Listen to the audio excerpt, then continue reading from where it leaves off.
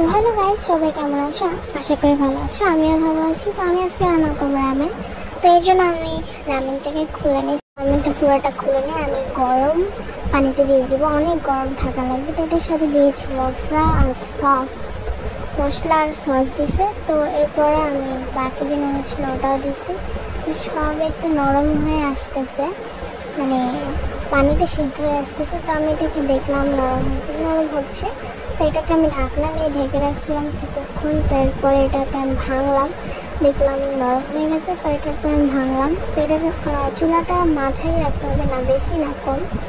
তো এরপর রাখার পরে আমি এটা একবারে লো হিটে দিয়ে দিয়েছিলাম, একবার দিয়েছিলাম, বেশি না।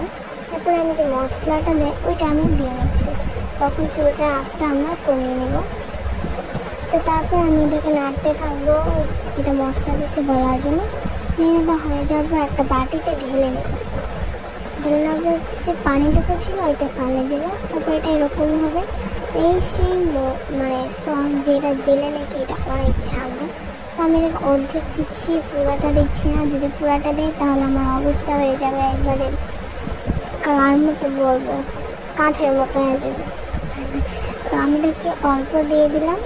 দিয়ে দেওয়ার পর এটা দেখো গাছ কতটা ঝাল লাগতেছে, এটা ঝোল। আমি এটাকে খাওয়ার পর মানে আমার যেই খারাপ অবস্থা হয়েছিল, তো আমি এটা খাবো। তো এরপরে আমি এখানে কিছু দিব। তো আমি এখানে ডিম সিদ্ধ করেছিল। তো আমি এখানে শসা আর গাজর দিয়ে তুমি সাজিয়ে নিয়েছি। এই তো আমার ঝাল রামেন। তো ভিডিও এতটুকুই ছিল। Bye bye.